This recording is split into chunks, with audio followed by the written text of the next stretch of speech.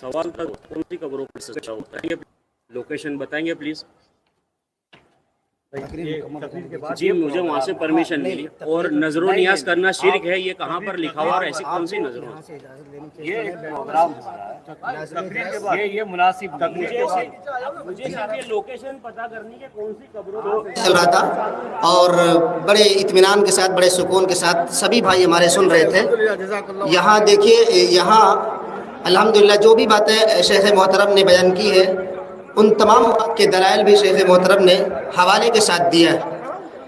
آپ حضرات سے ایک بار پھر سے مؤدبانہ گزارش کرتا ہوں کہ آپ لوگ اسٹیج پر بیٹھیں۔ میرے بھائی صاحب کو بولو جو بھی ہے طرف کرنے اپنی الحمدللہ والصلاة والسلام علی رسول اللہ وعلی آلہ وصحبہ ومن والہ۔ دیکھیے نبی کریم صلی اللہ علیہ وسلم کی حدیث جس میں آپ نے خود کہا لعن اللہ قوما اتخذوا قبور انبیائہم مساجد، اللہ کی لعنت ان لوگوں پر جو اپنے نبیوں کی قبروں کو مساجد بنا لیں، سجدے کی جگہ بنا لیں۔ ایک عمومی بات ہے جو ساری امتوں کے لیے، اور یہ وعید ہماری امت کے لیے بھی ہے۔ اللہ کے نبی صلی اللہ علیہ وسلم آخری وقت میں کہہ رہے تھے لعنت اللہ علی الیہود والنصارى اتخذوا قبور انبیائہم مساجد، اللہ کی لعنت و یہود و نصارہ پر جنہوں نے اپنے نبیوں کی قبروں کو سجدہ بنا لیا۔ صحابہ کہتے ہیں کہ اللہ کے نبی صلی اللہ علیہ وسلم مسلمانوں کو اس چیز سے ڈرا رہے تھے۔ ایک چیز جس کا وقوع امت میں نہ ہو سکتا ہو، بلا وجہ اللہ کے نبی صلی اللہ علیہ وسلم کیوں ڈرائیں گے؟ ایک چیز جس کا خوف ہے کہ ایسا ہو سکتا ہے، تبھی تو اللہ کے نبی صلی اللہ علیہ وسلم کو اپنی وفات کے وقت اس بات کی فکر تھی، اس بات کا خوف تھا، اور آپ مسلمانوں کو اس چیز سے خبردار کر رہے تھے۔ تو بلا شبہ میں یہ بات مانتا ہوں، جیسا کہ بعض احباب نے کہا کہ حالات اچھے نہیں، ہم کو اتحاد اور اتفاق سے رہنا چاہیے۔ ہم اس کے خلاف نہیں ہیں، ہم چاہتے ہیں کہ مسلمانوں میں آپس میں اختلاف نہ ہو بلکہ اتحاد ہو، آپس میں محبت کا ماحول ہو، دشمنی اور جھگڑے فساد کا ماحول نہ بنے، ایک دوسرے کو ہم نصیحت کرنے والے ہوں، ایک دوسرے کی کمی میں دوسروں کو سمجھانے والے ہوں، اور دوسرے سارے معاملات میں، دنیوی معاملات میں ایک دوسرے کا تعاون کرنے والے ہوں، بھوکے کو کھلانے والے ہوں، کوئی پریشان حال ہے اس کے کام آنے والے ہوں، اس کو ہمدردی کرنے والے ہوں۔ ہم آپس میں محبت ہی کی دعوت دے رہے ہیں، ہم نفرت کی دعوت نہیں دے رہے۔ لیکن یہ بھی ہے کہ ہمارے رسول صلی اللہ علیہ وسلم کے آخری وقت کی فکر کیا تھی؟ اللہ کے نبی صلی اللہ علیہ وسلم وفات سے پہلے امت کو کیا بول رہے تھے؟ کیوں آپ لعنت کر رہے تھے یہود و نصارہ پر؟ صرف اس لیے کہ ان پر لعنت ہے؟ صحابہ نے کیا سمجھا اس سے؟ انہوں نے یہی سمجھا کہ آپ اس لیے ڈرا رہے تھے یحذر ما صنعوا، آپ ڈرا رہے تھے اس چیز سے جو انہوں نے کیا۔ کس کو؟ مسلمانوں کو۔ جب مسلمانوں کے لیے خوف ہی نہیں اس بات کا تو آپ کیوں ڈرائیں گے؟ کیوں آپ تنبیہ کریں گے؟ کیوں نصیحت کریں گے؟ کیوں آپ اس کے بارے میں فکر کریں گے؟ آخری وقت میں وہ بھی اتنی ساری چیزیں چھوڑ کر آپ اس چیز کے بارے میں آخری وقت میں ڈرا رہے ہیں مسلمانوں کو، جبکہ یہ چیز ہونے والی نہیں مسلمان میں۔ ایسا ہو سکتا ہے؟ پیارے رسول صلی اللہ علیہ وسلم کا کوئی عمل بغیر حکمت کے ہو سکتا ہے جن کو اللہ تعالیٰ نے حکمت تعلیم دینے کے لیے بھیجا؟ وَيُعَلِّمُهُمُ الْكِتَابَ وَالْحِكْمَةَ، جو کتاب و حکمت کی تعلیم دیتے ہوں، جو حکمت سکھانے کے لیے آیا ہے، وہی نبی، وہی رسول، کیا آخری وقت میں ایسی بات کریں گے جس کا کوئی معنی نہ ہو، جس کا کوئی وقوع ہونے والا ہی نہیں تھا؟ تو یہ بات اپنی جگہ ہے، یہ اصولی بات ہے جو میں کہہ رہا ہوں، جو بات یہاں کہی جا رہی ہے، ایک قاعدہ رسول کی بات ہے۔ ان حدیثوں کا آپ کیا کریں گے؟ ان حدیثوں کو، حدیثی کتابیں تو ہے، آیت قرآن میں ہے شرک کے بارے میں، تو یہ ہم سبھی مانتے ہیں۔ اب ہم اپنے اپنے طور پر دیکھیں کہاں کیا ہو رہا ہے۔ میں نے کسی کا نام نہیں لیا، کسی علاقے کی طرف اشارہ نہیں کیا، تو کیا ہم اس پر بولنا چھوڑ دیں؟ فوراً کوئی بھی آ کے کہ بتاؤ کون کرتا ہے؟ یہ میری ذمہ داری کہ میں بتاؤں کہاں کون کرتا ہے؟ قرآن و سنت میں جو باتیں بتائی گئی ہیں ہم سامنے رکھ رہے ہیں۔ اب کسی کو لگتا ہے کہ فلاں جگہ ایسا ہو رہا ہے تو وہ ہم یہ بھی کہیں گے کہ وہ قانون بھی ہاتھ میں نہ لے، وہ قانون ہاتھ میں نہ لے، وہ نصیحت کرے۔ وَذَكِّرْ إِن نَفَعَتِ الذِّكْرَىٰ، اے نبی آپ نصیحت کیجئے گا، نصیحت سے فائدہ ہو۔ ہمارا کوئی مسلمان بھائی اگر شرک کرتا ہو یا سجدہ کرتا ہو قبر کو یا کچھ اور غلط کام کرتا ہو، ہمارا کام ہے کہ ہم اس کو سمجھائیں، اس کو منع کریں۔ ہم اس کو اسلام سے خارج نہیں کر رہے ہیں، ہم اس کو اپنا دشمن نہیں بنا رہے ہیں، ہم اس سے تعلقات ختم نہیں کر رہے ہیں، بلکہ ہم سے پھر بھی ہمارا وہ بھائی ہے، لا علمی میں ایسا کر رہا ہے، نہ جاننے کی وجہ سے ایسا کر رہا ہے، ہمارا کام ہے اس کو سمجھانا۔ اگر کہ آپ کے علاقے میں ایسا نہیں ہوتا ہے بہت اچھی بات ہے، اگر یہاں نہیں ہوتا ہے اچھی بات ہے، لیکن جہاں ہوتا ہے ہم دیکھیں کہیں ہوتا ہے تو ہم روکیں۔ ایک اصولی بات یہاں بیان کی جا رہی ہے، نہ یہ کہ ہم کسی علاقے کا نام لے کے، میں نے کسی تقریر میں کسی علاقے کا نام نہیں لیا، کسی آدمی کا نام لے لیا، تو یہ کہنا کہ آپ بتائیے کہاں ہوتا ہے، ہمارا کام ہے ڈھونڈنا۔ اگر کوئی آدمی کہے چوری بری چیز ہے، کوئی آدمی آ کے بتائیے کون چور ہے، اس مجمع میں کوئی چور ہے کہ بتاؤ، میرا کام نہیں ہے، میرا کام یہ ہے کہ میں بتاؤں چوری بری چیز ہے، شراب بری چیز ہے، جوا بری چیز ہے، کیا یہ بتانا غلط ہے؟ فوراً کوئی مجمع میں سے آ جائے میرے پاس کہے بتائیے میں سے جوا کون بہت کھیلتا ہے، تو مجھے نہیں معلوم، تو پھر آپ نے کیوں کہا جوا کھیلنا غلط ہے؟ بھائی جوا غلط ہے، اب کوئی نہیں کھیلتا یہاں سے جوا، شراب نہیں پیتا ہے، چوری نہیں کرتا، بہت اچھی بات ہے، لیکن یہ گناہ جب قرآن میں اس کے بارے میں آیا ہے، حدیثوں میں جب آیا ہے، تو ہم امت کو نہیں بتائیں، ہم اس کے بارے میں لوگوں کو خبردار نہ کریں، تو ہمارا کام ہے یہ بتانا۔ اب کہیں ہو رہا ہے تو آپ بھی ذمہ دار ہو، رشتہ داروں میں دور کہیں اور آپ بتائیے مت کرو۔ ہم یہ نہیں کہہ رہے کہ آپ ان کے دشمن بن جائیں، جیسے بعض احباب نے کہا کہ بھئی حالات برے ہیں، اتحاد کی بات کرو، اتحاد کیوں نہیں، اتحاد تو ہونا چاہیے، لیکن اتحاد کے بارے میں اللہ نے کیا فرمایا؟ وَاعْتَصِمُوا بِحَبْلِ اللَّهِ جَمِيعًا وَلَا تَفَرَّقُوا، اللہ کی رسی کو مضبوطی سے تھامے رہو، آپس میں ٹکڑے ٹکڑے فرقہ فرقہ مت بنو۔ اللہ کی رسی کیا ہے؟ اللہ کی رسی قرآن ہے، اللہ کی رسی اسلام ہے، تو ہم قرآن کو تھامے رہیں، اسلام کو تھامے رہیں، اللہ اور اس کے رسول کی بات کو ہم تھامے رہیں، ہمارے اندر اتفاق پیدا ہوگا۔ پھر بھی سمجھنے میں کچھ مسائل میں اگر اختلاف ہو جائے تب بھی ہم کسی کو اپنا بھائی نہیں ایسا نہیں بولتے، وہ ہمارا بھائی کیوں؟ وہ کلمہ پڑھتا ہے، وہ اللہ کو مانتا ہے، رسول کو مانتا ہے، اسلام کو مانتا ہے، قرآن کو مانتا ہے، لیکن ہو سکتا ہے لا علمی کی وجہ سے وہ کوئی ایسا کام کرے جو اسلام میں منع ہے، اس کو ہم چھوڑ دیں گے؟ نہیں۔ پوری تقریر میں نے ایسے کہیں کہا کہ ہم کو آپس میں اختلاف کرنا چاہیے، مسلمان کو ٹکڑے ہونا چاہیے، کسی کا دشمن ہم کو بننا چاہیے؟ نہیں، وہ ہمارا بھائی ہے، اس کو ہم قریب کریں گے، محبت سے اس کو سمجھائیں گے، یہ ماحول ہمارا بنانا ضروری ہے۔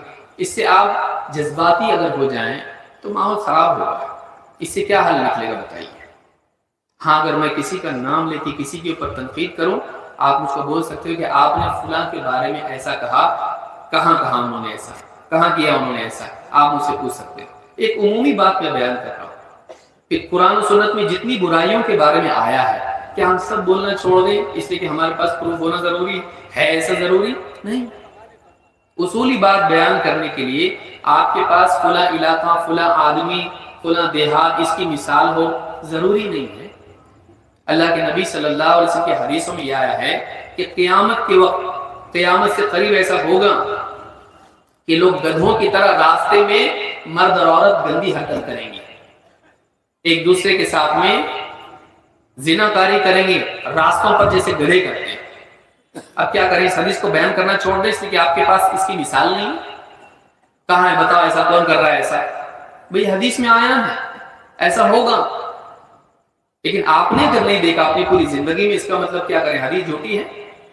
حدیث سچی ہے، پیارے رسول صلی اللہ علیہ وسلم کی کوئی بات چاہے ہم نے زندگی بھر نہ دیکھی وہ غلط ہو سکتی ہے۔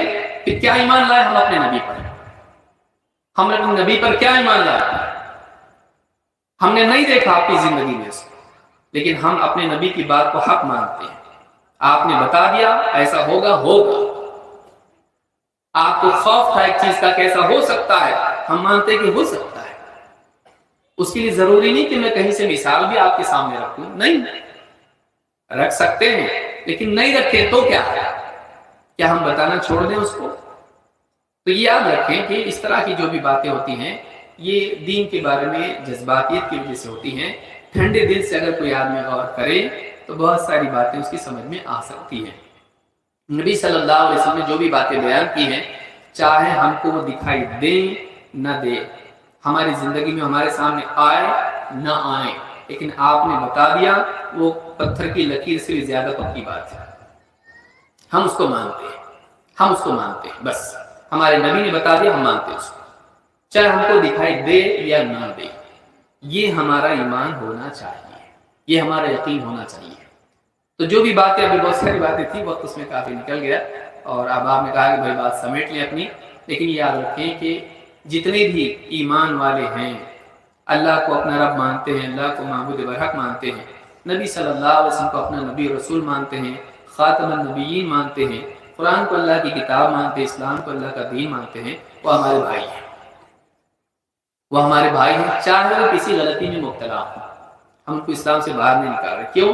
اس لیے کہ ہم جانتے ہیں کہ اتنے دور کے بعد اور نبی صلی اللہ علیہ وسلم کے زمانے سے دوری کی وجہ سے، ماحول کے بگاڑ کی وجہ سے، قوموں کی وجہ سے بہت ساری چیزیں ہمارے اندر آ گئی ہیں. کیا ہم نہیں جانتے؟ جاہلی رسم و رواج بہت ساری چیزیں ہمارے یہاں پر ہیں. تو ہم کیا کریں؟ ایک دوسرے کو اسلام سے باہر نکالیں؟ نہیں، ہم کوشش کریں گے کہ ہم گرتے کو ہم دھکیلیں گے نہیں. گرتے کو ہم کیا کریں گے؟ دھکیل دیں گے. کھائی میں کوئی گر رہا ہے، ڈھکیل دیں گے نہیں، ہم کھینچتے ہیں اس کو. تو ہماری یہ دعوت ہے علم کو عام کرنا. بلغوا عنی ولو آیا، ایک آیت ہی کیوں نہ ہو پہنچاؤ. اس کی بنیاد پر آپس میں نفرتیں نہیں. میں نے کوئی ایسی بات نہیں کی جس سے نفرت پیدا ہو، ایسی کوئی بات میں نے کہ ہماری زندگی میں آئے، شرک ہماری زندگی سے نکلے. بولے ہم قرآن سے پھر شرک کی آیتیں نکال دیں گے ہم لوگ، وہ تو سب مشرکوں کے لیے تھی، ہمارا کیا فائدہ اس میں؟ کیا ہم چھوڑ دیں گے ان آیتوں کو پڑھنا؟ آیت الکرسی، اللہ لا الہ الا ہو، چھوڑ دیں اس کو؟ ہم تو مانتے نا اللہ ایک ہے. کہ کوئی آدمی پہ کیوں ہدایت مانگے اللہ سے؟ اہدنا الصراط المستقیم کیوں کہے؟ ہدایت مل گئی نا، اسلام پہ آ گیا. زندگی بھر ہم کو گمراہی سے بچنے کی ضرورت ہے. ابراہیم علیہ السلام دعا کر رہے ہیں وَجْنُبْنِي وَبَنِيَّ أَن نَعْبُدَ الْأَصْنَامَ، اے اللہ مجھے شرک سے بچا، بتوں سے کی عبادت سے بچا، میری اولاد کو بچا. ابراہیم علیہ السلام اپنے بارے میں ڈر رہے ہیں، اپنی اولاد کے بارے میں ڈر رہے ہیں. ہم نہ ڈریں؟ نہیں ہو رہا شرک پوری امت میں، ہم بولنے لگ جائیں ابراہیم علیہ السلام اپنی اولاد کے بارے میں ڈر رہے ہیں، اپنے بارے میں ڈر رہے ہیں، ہم نہیں ڈرے؟ اتنا نبی ڈر رہا ہے. ہمارے نبی صلی اللہ علیہ وسلم ڈر رہے ہیں کہ اللہ کی لعنت و یہود و نصارہ پر، انہوں نے اپنے نبیوں کی قبروں کو سجدہ بنا دیا. آپ ڈر رہے ہیں اور آپ ڈرا رہے ہیں لوگوں کو، جبکہ آخری وقت ہے آپ کا. بہت ساری اور باتیں بول سکتے تھے، یہی کیوں؟ معلوم تھا کہ یہ امت میں ہو سکتا ہے. کیا ہمارا کام نہیں ہے؟ تو یہ جو ہم ایک تڑپ کے ساتھ بول رہے ہیں، آپ اس کو یہ نہ سمجھیں کہ ہم کسی کو ہم برا بولنے کے لیے بول رہے ہیں. نہیں، یہ ہم اپنے دل کی تکلیف کی وجہ سے بول رہے ہیں کہ آج مسلمانوں میں بہت ساری کمیاں ہیں، لیکن پھر بھی ہم ان کو اپنا بھائی مانتے ہیں. ہم کوشش یہ کر رہے ہیں کہ ان کے اندر سے برائیاں نکلیں، ان کے اندر سے برائیاں نکلیں. اگر ہماری بات میں کسی کی دل آزاری ہوتی ہے، کسی کو برا لگا، وہ ہماری بات پہ ٹھنڈے دماغ سے غور کرے. اس کو محسوس ہوگا کہ نہیں، ان کی بات غلط نہیں تھی، وہ بولنا کچھ چاہ رہے تھے، میں کچھ سمجھا. تو ہم کسی کا دل توڑنے کے لیے نہیں بول رہے ہیں، ہم تو دل جوڑنے کی بات کرتے ہیں. اللہ کے نبی صلی اللہ علیہ وسلم سارے لوگوں کو جوڑنے کے لیے آئے تھے. ہم توڑنے کے لیے نہیں آئے ہیں، ہم جوڑنے کے لیے آئے ہیں. لیکن کس چیز پر جوڑیں؟ اپنی عقل، سماج، میجورٹی، پبلک نہیں، کتاب و سنت، اللہ اور اس کے رسول کی بات سے. پیارے رسول صلی اللہ علیہ وسلم جو بولتے ہیں اس کو مانیں گے، ہمارا رب جو بولتے ہیں اس کو مانیں گے. تو ماحول کو ہم بھی خراب نہ کریں. اور ٹھیک ہے، کوئی آدمی آ گیا سوال پوچھنے کے لیے، اس کے دل کی ایک تکلیف ہے، وہ اس کو سمجھ میں نہیں آئی بات، برا لگا اس کو آیا. باقی لوگ بھی اس کو اپنا دشمن نہ بنائیں، وہ بھی ہمارے بھائی ہیں، اور ہم محبت سے ان کو سمجھانے کی کوشش کریں، ماحول خراب نہ کریں. یہ بات اپنی جگہ درست ہے کہ ماحول اچھا نہیں ہے، اس میں اور زیادہ ہم جذباتی ہو کر کیوں آئے اور پکڑ کے ان کو پوچھنے لگے اس طرح کی. ٹھیک ہے، ہوتا ہے ایسا، کوئی آ جاتا ہے، ہو سکتا ہے اللہ تعالیٰ ان کو اس بات کی توفیق ملی کہ ہماری بات پہ مزید غور کر سکے. اور اگر ہماری بات میں کچھ غلطی ہے، اللہ تعالیٰ ہم کو سمجھتا فرمائے. ہم اپنے لیے بھی ہدایت کی دعا کرتے ہیں، ان کے لیے بھی اللہ تعالیٰ ہم سب کو ہدایت نصیب فرمائے. تو یہ جو مجلس ہے، اس میں مقصود یہی تھا کہ توحید کے فوائد لوگوں کے سامنے آئیں اور شرک کی برائیاں لوگوں کے سامنے آئیں، تاکہ ہم شرک سے بچنے والے بنیں. اللہ رب العالمین ہم سب کے آنے کو قبول فرمائے، اور ہم میں سے ہر ایک کو اللہ تعالیٰ ہدایت سے نوازے، اور ہم سب کو گمراہی سے بچائے، توحید پر مرنے کی توفیق دے، اور شرک سے اللہ تعالیٰ ہم سب کو بچنے کی توفیق عطا فرمائے. اور اولیاء اللہ کی محبت ہمارے دلوں میں اللہ پیدا کرے. بعض لوگ یہ بھی سمجھتے ہیں ہم اولیاء کو نہیں مانتے، ہم اولیاء کو مانتے ہیں لیکن ہم اولیاء کو اللہ کا مقام نہیں دیتے ہیں. اولیاء کو اللہ کے سب سے نیک بندوں میں سے مانتے ہیں اور ان کی تعظیم کو اپنے اوپر لازم سمجھتے ہیں، بلکہ اولیاء پر ایمان کو ایمان کا حصہ سمجھتے ہیں. الا ان اولیاء اللہ لا خوف علیہم ولا هم يحزنون الذين آمنوا وكانوا يتقون. خبردار، اللہ کے اولیاء پر نہ کوئی خوف ہوگا اور نہ وہ غمگین ہوں گے قیامت کے دن. الذين آمنوا وكانوا يتقون، یہ وہ لوگ ہیں. اولیاء کون ہیں؟ جو ایمان لائے اور پرہیزگار زندگی گزارتے رہے، جو ایمان والے تھے، جن کا عقیدہ صحیح تھا اور جن کی زندگی میں تقویٰ تھا. اسی لیے میں نے اپنی خطاب میں کیا کہا کہ وہ شریعت کی کوئی لحاظ نہیں کرتا ہے، وہ دین کے اعتبار سے بالکل بھی کچھ جانتا نہیں ہے، لوگ اس کو بھی کرنے لگ جاتے ہیں. تو ہم ان کو اولیاء مانتے ہیں جو اللہ کی پر ایمان والے ہوں، صحیح عقیدے والے ہوں، اللہ کی عبادت کرتے ہوں اور تقویٰ والے ہوں، نبی صلی اللہ علیہ وسلم کی سنتوں پہ چلتے ہوں. یہ اللہ کے ولی ہیں. ان پر ایمان لانا اور ان کی تعظیم کرنا، ان کا احترام کرنا، یہ ہمارے لیے دین ہے. ایک عام عالم کا ہم احترام مانتے ہیں، اللہ کے ولی کا ہم احترام نہیں مانیں گے. لیکن ہر ایک کو ولی بنا دے ہم نہیں. ولی کی جو بنیاد بتائی اللہ نے، ایمان اور تقویٰ. اللہ کے ولی کو پہچاننے کا راستہ کیا بتایا؟ ایمان اور تقویٰ. جس کی زندگی میں کمال درجے کا ایمان ہو، جس کی زندگی میں کمال درجے کا تقویٰ ہو، اللہ تعالیٰ ایسے بندوں کو اپنا ولی بناتا ہے. اور ان کے بارے میں حدیث بخاری کی ہے، من عادى لی ولیا فقد آذنته بالحرب. جو میرے کسی ولی سے دشمنی کرے اس سے میرا جنگ کا اعلان ہے. یہ صحیح بخاری کی حدیث ہے کہ جو میرے کسی ولی سے دشمنی کرے، دشمنی مول لے، اس کے لیے میری طرف سے جنگ کا اعلان ہے. تو ہم اللہ سے نعوذ باللہ جنگ کا اعلان ہم اپنے لیے مول لیں؟ ہم اولیاء کے دشمن نہیں ہیں، ہم اولیاء سے محبت کو واجب مانتے ہیں، لیکن ہر ایک کو ولی بنا دینا بھی ٹھیک نہیں ہے. اس کی کنڈیشن جو قرآن میں بتائی گئی ہے وہ کنڈیشن ہم کو یاد رکھنا چاہیے. ایمان اور تقویٰ. اور تقویٰ میں اتباع سنت بھی آتا ہے، کیونکہ اللہ نے کیا فرمایا؟ قل ان کنتم تحبون اللہ فاتبعونی یحببکم اللہ. اے نبی آپ کہہ دیجئے کہ اگر تم واقعی اللہ سے محبت کرتے ہو تو میری اتباع کرو، اللہ بھی تم سے محبت کرے گا. معلوم ہے کہ اللہ کی محبت سنت سے ملتی ہے. اتباع سنت جس کی زندگی میں ہو اس کو اللہ کی محبت ملتی ہے. اگر کسی کی زندگی میں سنتیں نہ ہوں، آپ اس کو اللہ کا ولی بنا لیں، کیسے ہو سکتا ہے؟ اللہ نے بتایا اللہ اس بندے سے محبت کرتا ہے جو سنتوں کا پابند ہوتا ہے. تو یہ موٹی موٹی باتیں ہیں. اس طرح کا کبھی اگر کسی پروگرام میں ہو جائے تو ماحول ہم بھی خراب نہ کریں. ٹھیک ہے، کوئی آ گیا پوچھنے کے لیے، تھوڑا سا اس کو سمجھ میں نہیں آیا، اس کو لگا کہ بولنا چاہیے، یہ غلط بول رہے ہیں، ہم ایسے لوگوں سے درگزر کا معاملہ کریں. ہم ایسے لوگوں سے درگزر کا معاملہ کریں تو زیادہ اور طول نہ دیں. میں مشورہ احباب کو دوں گا کہ اس کو لمبا نہ کریں. ہو گیا ختم ہو گیا، چھوڑ دیجیے اس کو. اللہ تعالی ہم سب کو ہدایت نصیب فرمائے، ہم سب کو صراط مستقیم پر جمائے، سب کے دلوں کو اللہ جوڑ دے اور سب کو مل جل کر اللہ کے دین کو لوگوں میں عام کرنے کی توفیق عطا فرمائے.